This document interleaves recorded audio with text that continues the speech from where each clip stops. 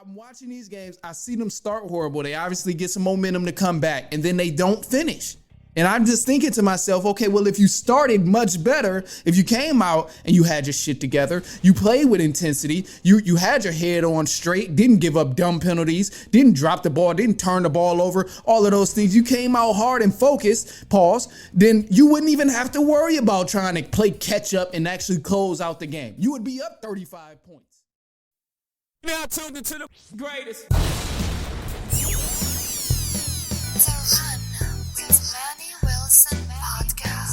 The Run, the Manny Wilson podcast. The best sports podcast there is. Yes, sir. What's up, everybody? Welcome back to The Run with me, Manny Wilson, all the way from Detroit to Chicago to your speakers and headphones. And don't forget, you are listening to the best sports podcast there is. Now, look, man, we got a great episode for you today on September 22, 2022. It's been a lot of football so far in these last few weeks.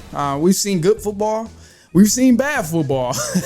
So why not touch on them both? And I personally believe some of the most satisfying football that I've watched so far has came from the Buffalo Bills. Absolutely. Them and probably the Kansas City Chiefs, but more so the Bills. In the last week's win against the Tennessee Titans, they won 41-7, but that was their 20th double-digit victory in a row.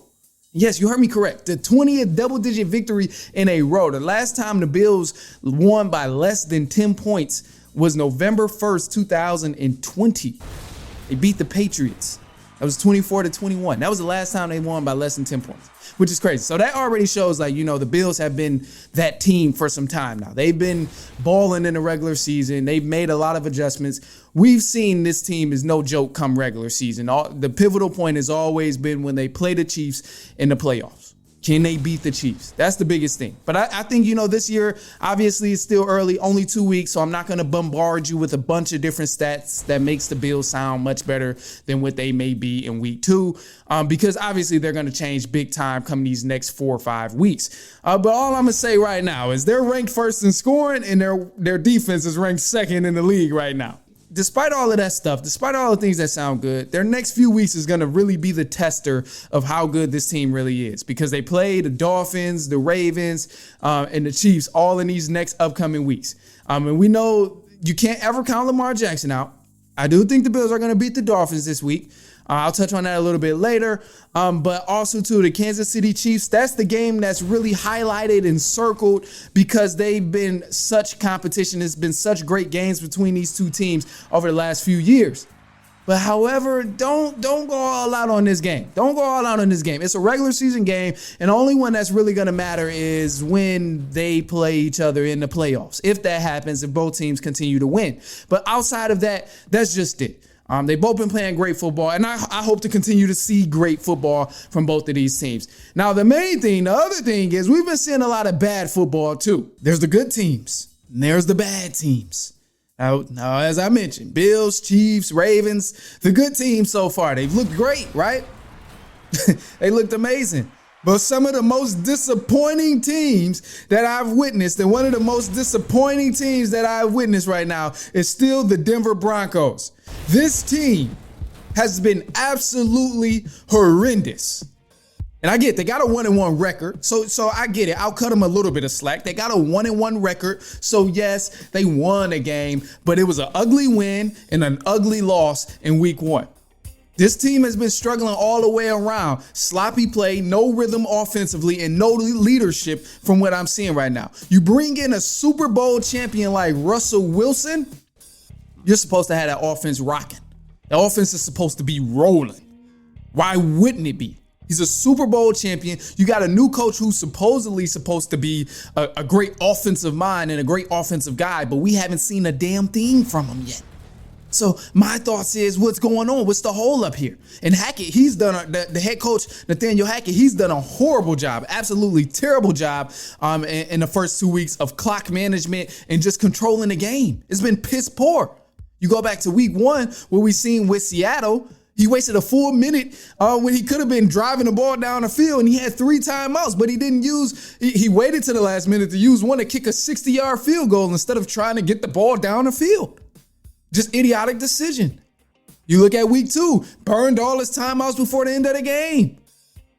So I'm just saying his decision making has been terrible, but he doesn't get all the blame here. Let's slow it down, because a lot of people want to put the blame on Hackett as if he's the only one that's been contributing to this terrible play. But no, Russell Wilson, he deserves all of the slander right now. I'm a big Russell Wilson fan. I loved Russell Wilson in Seattle. I loved watching him do his thing. But this deserves 100% of the slander that he is about to receive. So Russell Wilson, please come to the front of the classroom. Come to the front of the classroom, because we got to tell you. Now, look, he's been playing bad. And just to show you that, Russ has thrown 18 passing attempts in the red zone with 0 passing touchdowns in the red zone. He hasn't completed a damn thing in the red zone yet. So you can't really blame that on the coaching or whatever. You can say play calling, such and such, whatever. But as a leader, as someone who's a Super Bowl champion, you have to take control of the offense. Overrule the BS that the coach is talking about. You think Tom Brady is going to listen to a bad call from his head coach, no matter what team he's on? Hell no.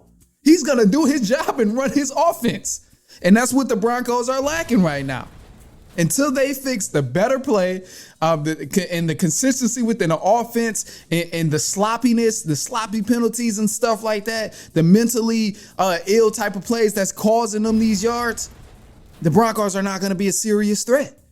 I just don't think it's going to happen, especially now with this competition at an all-time high. And again, it's week 2, so I'm not too derailed about it. I'm not crazy about it. Obviously, there's still time to turn things and flip things, but you're putting yourself in a deeper hole to dig out of if you continue to start bad and you don't get it together now. Because it's only going to get worse. Teams are only going to get better. They're only going to build more and more chemistry. They're only going to figure you out more and more, and what makes you nervous, what makes your team fold, and how they can beat you. So if you continue to mess up now, they're going to beat you. It's that simple. They're going to beat you. But anyway, man, no, let's hit the callers. Let's see what they're talking about here. See if we got anything from them about the bad teams and who they think is one of the worst teams in the league. Let's hear it, man. Let's do it. First caller, what's up? What's going on, man? I think the most disappointing start we've seen by far is the Cincinnati Bengals. Everybody's Joe Shiesty, man. Everybody playing the phone dance over there, man. You know, I think they probably won't see a deep playoff run this year. You know what? You're not wrong, man. What's going on, first of all, Booze? What's the deal, man? We ain't did the calls in a minute, but look, just that, before I answer that, you can go ahead, give us a call at any time. Leave a voicemail, 219-314-9405. But to go back to your point, you know what? I 100% agree, Booze, because this is absolutely ridiculous. This is a team that's coming from a Super Bowl, and they've been killing themselves, shooting themselves in the foot. Literally week after week. And I know it's only 2 weeks. Again, it's only 2 weeks, so a lot can still change. But I 100% agree. They're definitely one of the most disappointing teams right now so far in the NFL to watch. So I agree. That's crazy. They need to get their own line together. That's one of the things. And here's another thing with the Bengals. This is kind of what disturbed me. And then we'll move on. We got our predictions coming up too. So this is the last thing, and then we'll move on to that. But this is one of the things that's disturbed me so much with the Bengals, because they've fallen behind 17-3, caught up, then lost by a field goal in each of these games in back-to-back weeks.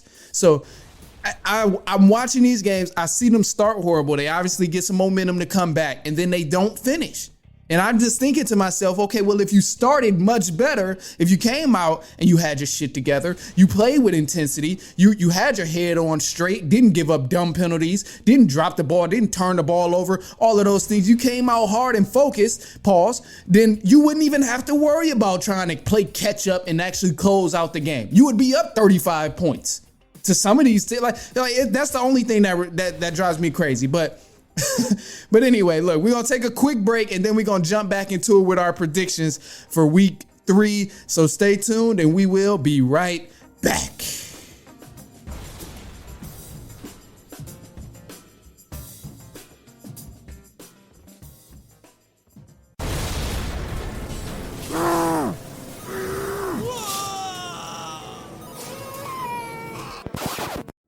Now, you know, just because you're busy doesn't mean you got to be stressed.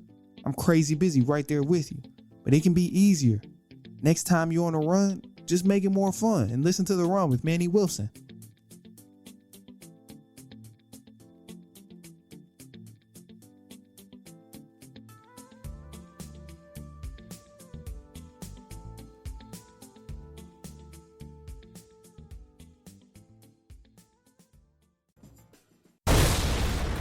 Yes, sir. What's up, everybody? Welcome back to The Run with me, Manny Wilson. Now, let's do it, man. We got our predictions in the NFL for week 3 here. So to kick it off with Thursday Night Football, which is going down tonight, you got the Pittsburgh Steelers playing the Cleveland Browns. And I think the Cleveland Browns are going to pull this off. I hope they really do. The Steelers, they've been having a really bad offensive series lately, and they've been playing really bad offensively, just getting the ball up and down the field, heavily relying on that defense. And I don't think their defense is going to be able to win them this ball game against the Cleveland Browns in this week 3. Let's move on to Sunday now. Now we have kicking it off the Lions and the Vikings. The Lions, y'all did it for me last week. You won last week, and I said you were going to win. I'm saying you're going to win again. Now, we have to bring this home against the Vikings. Even though it's an away game, the Lions, you got to win this game for me. I need it to happen. So I'm hoping the Lions actually win this game here. And I think they're going to win against the Vikings, even though the Vikings are at home. We move on to the Texans and the Bears. I got the Bears actually winning this week. I haven't done that so far. So this is a new turn. I think the Bears are going to win. This game is at Soldier Field. The Texans, they've been playing very, very sloppy lately. And I think this might be the game where the Bears take another win here. Let's move on. Raiders and the Titans. This is going to be a good matchup here because both of these two teams right now are 0-2. So this is going to be cool, but I also think the Raiders are going to get it done. Out of these two teams, the team that I've witnessed the best football from in these past 2 weeks has been the Las Vegas Raiders. So I'm thinking the Raiders are going to pull this off, even though it is a road game. So I have the Raiders winning this matchup here. You got the Chiefs and the Colts easily. The Chiefs are taking this win. You got the Bills and the Dolphins playing each other. I'm picking the Bills. I think the Bills have been playing better football. They've been more consistent. They've been a strong truck driving these past 2 weeks. From the Dolphins, we've seen a little ups and downs. We've seen more mistakes from the Dolphins in the past few weeks. And I really believe that the Bills are not going to slow down anything playing against this great Dolphins team. But I am hoping to see a great game. But I'm rolling with the Bills to take the dub on here. All right, let's keep going with the Ravens and the Patriots. Easy win right here. The Ravens are definitely going to win this matchup. If anything otherwise happens, it's definitely some sort of magic moment or fluke type of game that I was just not expecting, but I'm definitely going with the Ravens. Here we have the Bengals and the Jets. Now this team here with the Bengals and the Jets, I'm picking the Jets to win, man. I got the Jets winning this game over the Bengals because the Bengals, they have fallen behind 17-3 and caught up, then lost by a field goal each game. And also the Bengals, they've allowed 13 sacks, which is the highest in the NFL right now. And they're ranked number 31 in the pass blocking grade. And I just don't think this pass block is going to get it all together against these Jets this week in the NFL. So I'm picking the Jets to win this game here. And I also believe the Jets have a higher record in the matching overall record against these teams. So I'm going with the Jets. And not to mention, the Jets are at home this week. They're going to win. They're going to win. So I'm picking the Jets to beat the Bengals here. And now we have the Eagles and the Commanders. The Eagles, they've looked very, very, very impressive over the last few weeks, especially in week 2 with that big time win over the Vikings when they mopped them upside the head. So I'm going with the Eagles to beat the Commanders here. That's an easy win. Now let's keep going. The Panthers and the Saints. The Saints, they are on an away game, but I do think the Saints are going to pull this one off against the Panthers. The Panthers, they're going to go 0-3 after this week. They've been playing bad football. I haven't really seen anything that made me change my mind and that could give me possibly some sort of influence that the Panthers can beat the Saints this week. And I don't think it's happening. Not at all. Not at all. Now we have the Rams and the Cardinals. The Rams, they bounced back last week, finally, even in their record, 1-1. The Cardinals, they also are 1-1 with a big time win over the Raiders. Some may say it was fluke, but They capitalized on the mistakes that were made from the Raiders. So what can you say? But I'm picking the Rams to win this game, even though the Cardinals are at home. I think the Rams are going to continue to ball out and continue to elevate their game more and more after that very rough start in week 1. Now we have the Falcons and the Seahawks. Now, the Seahawks, I cannot choose them this week because they still haven't scored an offensive touchdown in 6 quarters, which was the first half of week 1. And I'm not choosing that team. So I got to go with my Atlanta Falcons. This is the week. I need you guys to pull it through. Please pull it through. I need y'all to win this game. This is the chance to do it. You're going against the Seahawks team who's clearly struggled offensively. Yes, we have some struggles of our own, but we can get it together. This is the week to get it together against another mediocre team rather than playing somebody who's clearly better than us talent-wise, or clearly better than us coaching-wise, or clearly better than us personnel-wise. So this is the week we have to get it together, Atlanta. Come on. I'm begging you.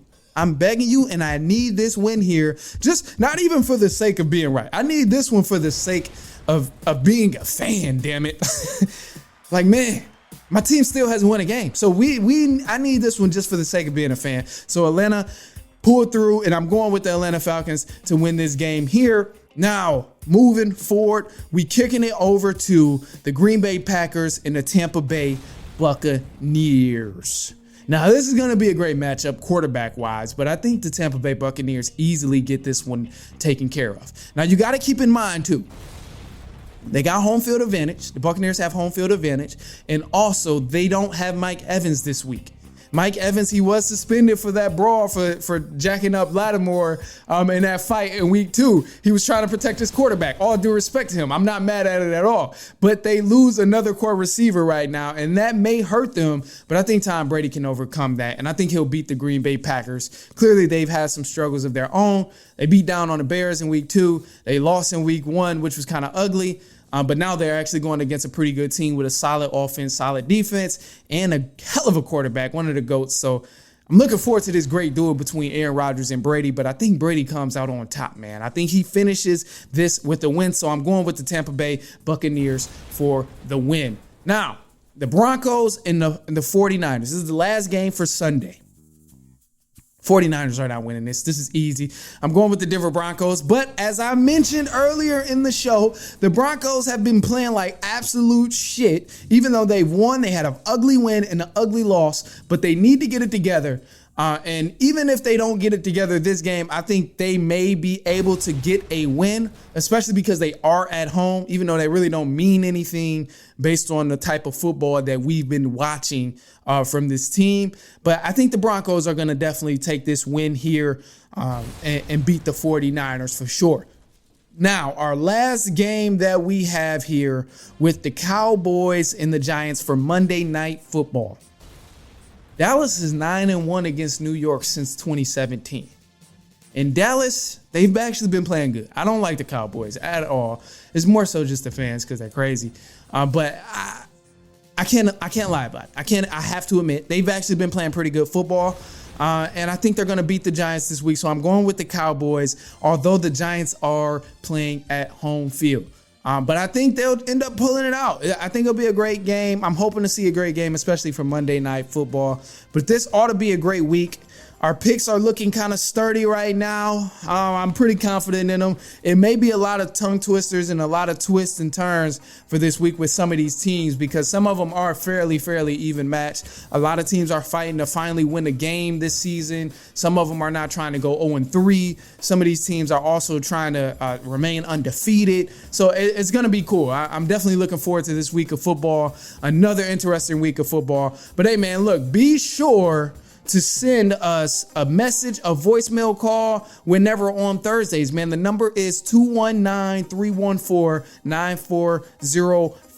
You can send us a voicemail. Let us know what you think about the show. Let us know what you think about a particular game on Sunday, on one of the segments, something I said. If you agree, if you disagree, or if you call me out on being wrong, I'm not mad at it, man. I call everybody out for being wrong and doing all this other stuff. So, hey, feel free to leave a voicemail and tell me how you feel. Once again, that number is 219-314-9405. But that is all we have for you today on our episode, man. Hey, be sure to follow me on Twitter and Instagram at The Run Podcast. And you can follow my personal page as well at I am Manny Wilson. But until then, we will be back later on next week. And so on and so on and so on.